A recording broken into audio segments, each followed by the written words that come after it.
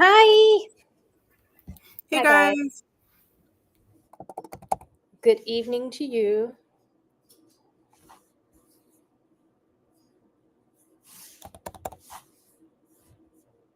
Join us for the word. We're having ladies' night. We're having girls' night. Join us for the word. We're having ladies' night. We're having girls' night. They left us. Okay. I'm on the TikTok.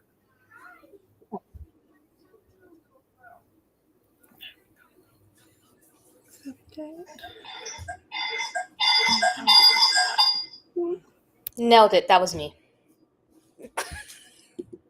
I was like, oh man, don't tell me I did something. Good evening, people of God. What are the vibes? How was work today? Or school? Thank you, Nisha.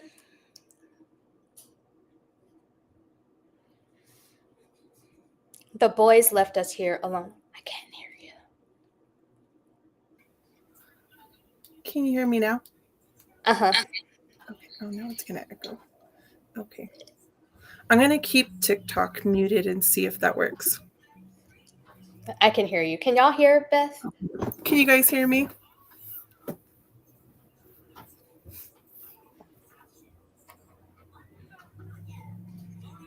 We can hear Beth.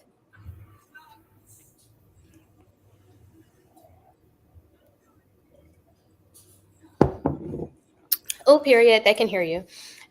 Oh, yay. Okay, awesome. Okay, so I kind of got beat up again at the meeting today, as per usual. It's fine. But they left us here alone. They said that we can have a girls' night and we kicked the boys out for tonight. Johnny said I kicked them out last time and we kicked both of the boys out today. It's fine. We kicked them out the door at the window.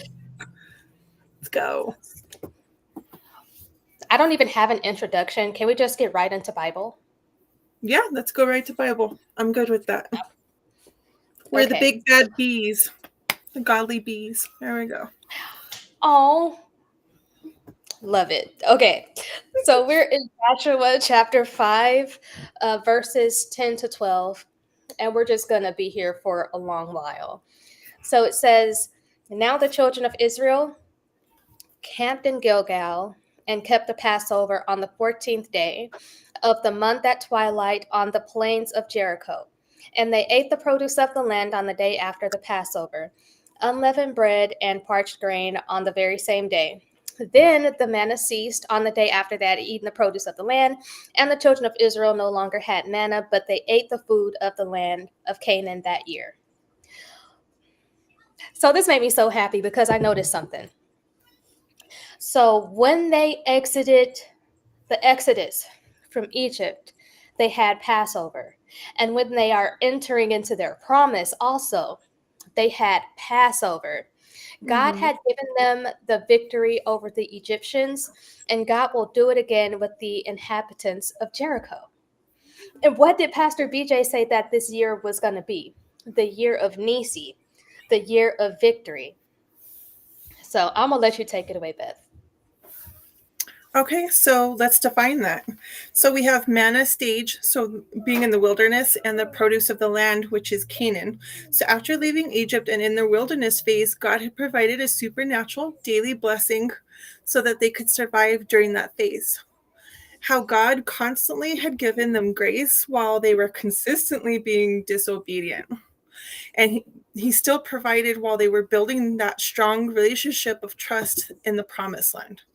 So after acknowledging that they had made it to the promised land and that they had to have covenant, obedience, and faithful labor, it was then that God stopped the daily blessings that he had given during that survival period so that it would compel them to build a relationship and trust with God.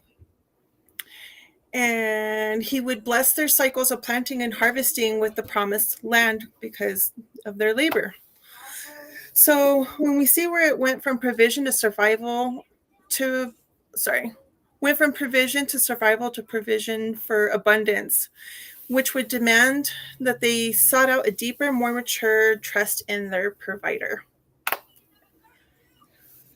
This is true. And also, and this is something that I dealt with today. We had an assignment that BJ gave us about the victories that God has given us for this year. And so, when you're stepping into new territories and new victories, we just finished that series because your appetite has to change. They went from wanting to have the manna to wanting the produce of the land. And you'll just have to adjust, and that's okay, and God has grace for that, because notice they didn't complain this time about the change in their appetite versus last time, because last time they complained about wanting the food from Egypt. They wanted quail and all of those things, but this time they didn't complain about the produce of the land like they did in the wilderness. So I come to the conclusion in my noodle that it's time to enjoy, to taste, to experience, and to feel the things that God has had stored up for you. Psalms Mhm. 34 and 8 says, "Oh, taste and see that the Lord is good. Blessed is the man that trusts in him." That verb to taste, I don't know if you could see me when I was writing the notes. I tried to write out the Hebrew word, and then I was like, let's just do the pronunciation because I don't know. That word is ta what does that sound like? Let me taste Mm. it. Mm. It's got to be an aggressive. Mm. And me, the way my back is set up, this is what I do every night. I'm probably going to have a midnight snack after this. It's okay. It's okay. So the psalmist transforms a culinary verb into an act of covenant trust. The worshiper is called to a personal encounter, sampling the Lord's faithfulness the way that one samples nurturing food. And now I'm in kind of the same spot. Last year, I have and this is, I feel like such a grown up. I feel like such a big girl. I have a brokerage account. That sounds so serious. That sounds so grown up. And it's like a high yield type situation. So when you put money in there, they invest it and then it grows and then you can take it out whenever you're ready. So I would put money in there so that the money can grow because I was saving up for like a particular like big purchase, right? And so I was like, it's free money that you don't have to work for, really, right? And so I put money in there, and then when it was time for me to make the purchase, I took it out, and then I kind of left it alone, like I forgot about it. And then my assignment for this year, God only wants $20, $20 every month for the brokerage account. So He's like, stop throwing your money at it and then just build it up, the produce of the land. He's taking you from the chaos, from every day not knowing where things are going to come from and trusting God every day and not really knowing, to a slow and steady, to a cycle of sowing and reaping, instead of, the fast and loose, trying to figure everything out all the time, chaos that was going on. Does that make sense? That might have been a bad metaphor. That is totally growing up.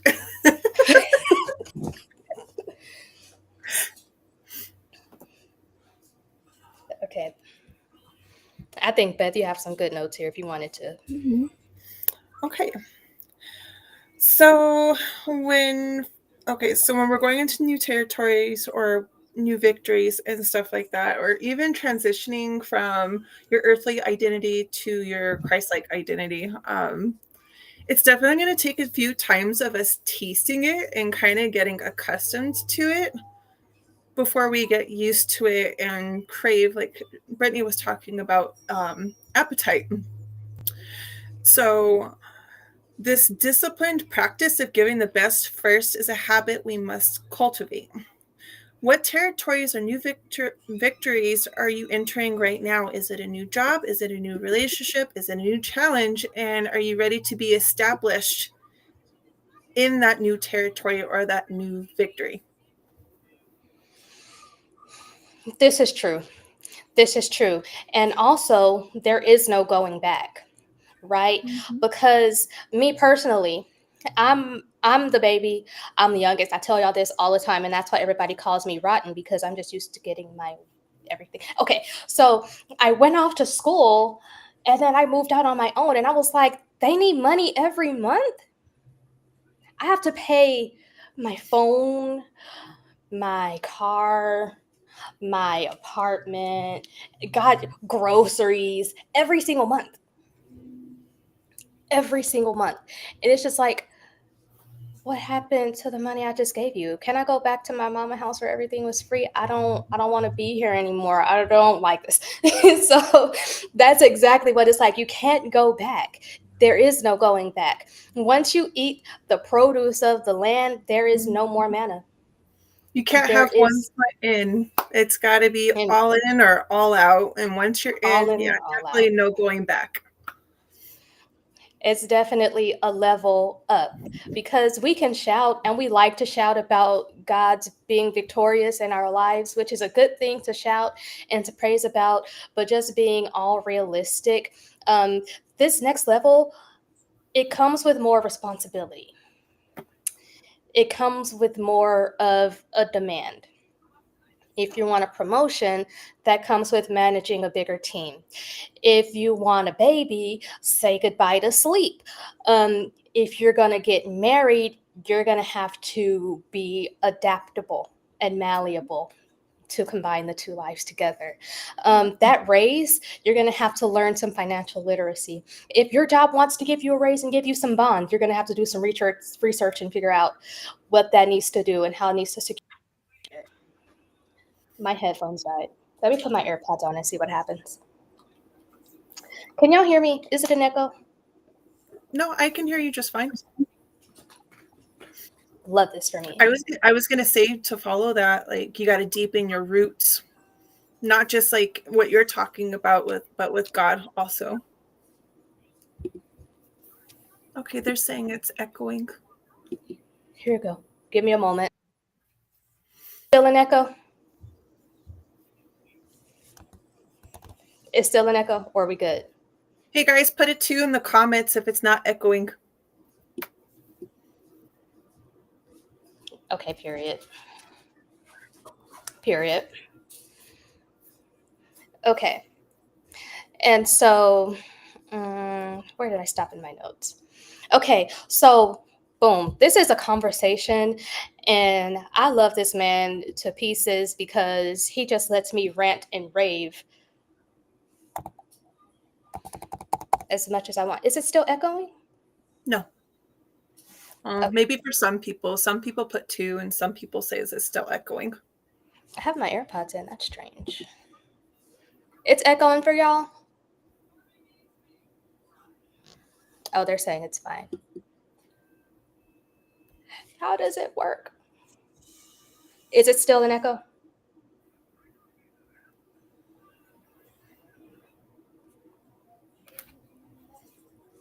Do we kill one?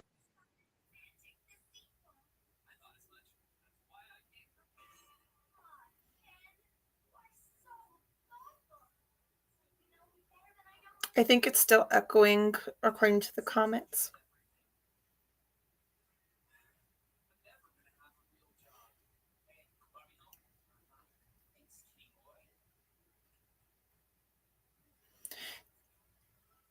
Do you have your TikTok turned up, like your phone volume?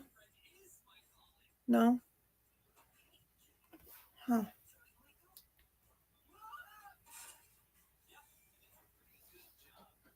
Okay, looks like we're good. But I can't hear you.